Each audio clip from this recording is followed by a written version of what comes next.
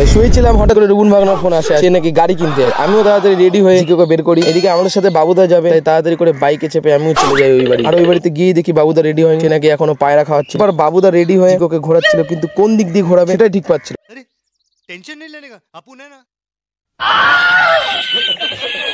তারপর বেরিয়ে পড়ি দুই ভাই রুবুনদা বাড়ির উদ্দেশ্যে। আর ওইদিকে দেখি রুবুন ভাই আমাদের জন্য ওয়েট করছিল। এদিকে ভাই তো দেখি খুবই খুশি, যেহেতু গাড়ি কিনবে। তারপর রাস্তার গরম হাওয়া খেতে খেতে আমরা পৌঁছে যাই শোরুমে। রুমে যেতেই ভেবেছিলাম দাদারা কফি বা কোল্ড ড্রিঙ্কস অফার করবে, কিন্তু তারা কিছুই দেয়নি। আমি রাগ করে বাইরে ঘুরছিলাম, আর বাইরে ঘুরতে ঘুরতে দেখি আমাদের ডিরেকশনে দেখা পাই।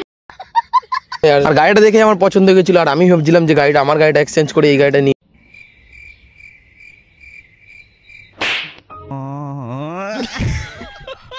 আর আমাদের বাবুদারও পছন্দ হয়েছিল, সেও বলছিল জিকোকে এক্সচেঞ্জ করে এই গাড়িটা নিয়ে। এদিকে আরো একটা স্কুটি ডেলিভারি ছিল, আর স্কুটি তো না যেন হাতির বাচ্চা। তারপর তাড়াতাড়ি ডকুমেন্ট ভেরিফিকেশন করে ভাই টাকা দিয়ে সবকিছু কমপ্লিট করে। আর এদিকে গাড়িটা রেডি করছিল, আর আমাদের বাবুদা দেখছিল যে গাড়িটা সবকিছু ঠিকঠাক আছে। তারপর ফাইনালি ভাইয়ের গাড়িটা ডেলিভারি হয়ে যায়।